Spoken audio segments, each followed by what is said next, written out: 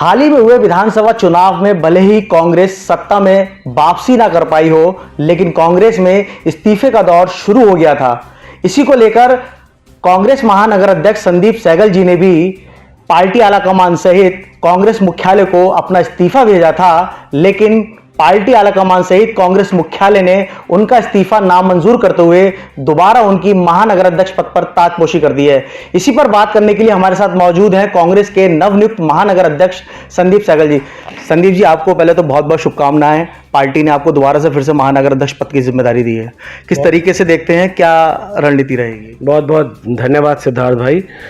जैसा कि आपने कहा कि 2022 के चुनाव का जब परिणाम आया तो निश्चित रूप से कांग्रेस पार्टी का प्रत्येक कार्यकर्ता अपने आप को एक बहुत ही अफसोसजनक स्थिति में पा रहा था, क्योंकि पूरे के पूरे उत्तराखंड में ये माहौल था, उत्तराखंड की जनता के बीच में ये माहौल था, खास तौर से काशीपुर विधानसभा में ये माहौल था कि इस बार कांग्रेस का विधायक बनने जा रहा है। किंतु दुर्भाग्यवश जनता को हम नहीं समझ पाए या अपनी बात जनता तक नहीं पहुंचा पाए, जिसका परिणाम हमारे सामने नकारात्मक रहा।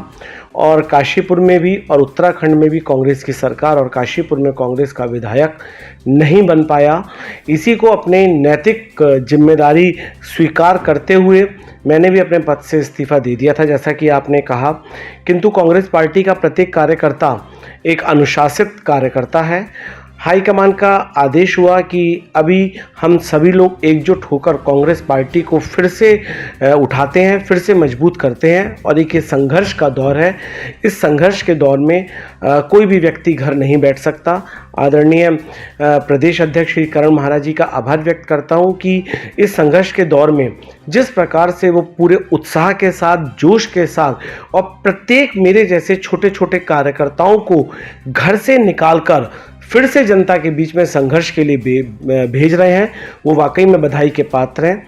और हम सब लोग फिर से इस लड़ाई को एकजुटता के साथ पूरे संगठित होकर समस्त बुजुर्गों को अपने साथ लेते हुए, समस्त सम्मानित जो हमारे युवा टीम है, महिला टीम है और समस्त ही प्रकोष्ठ हैं, पूर्व की भांति उस प्रकार से कार्य करेंगे। फिर से हम एकजुट होकर और एक नई ऊर्जा के साथ, नए उत्साह के साथ फिर से कांग्रेस पार्टी के परचम को काशीपुर में और पूरे उत्तराखंड में फहराने के लिए हम सब लोग अग्रसर हैं। और जैसा आदेश हाईकमान का होगा उस आदेश के साथ साथ आगे बढ़ेंगे।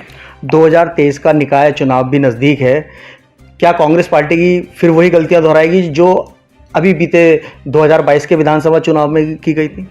नहीं, देखिए, कोई भी पार्टी गलती नहीं कह सकता। कोई भी पार्टी ये नहीं चाहती कि मैं हारे, यानी कि पार्टी उसकी हारे। ना हाईकमान ये चाहता है, ना उसका कोई भी कार्यकर्ता ये चाहता है।